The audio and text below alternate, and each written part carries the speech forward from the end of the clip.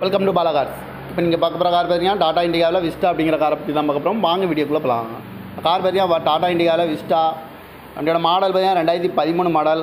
இதோட வேரியன்ட் பார்த்தீங்கன்னா LS கொத்ரெச்சி engine தான் வண்டியில் இருக்குது அப்படின்னு இருக்காங்க.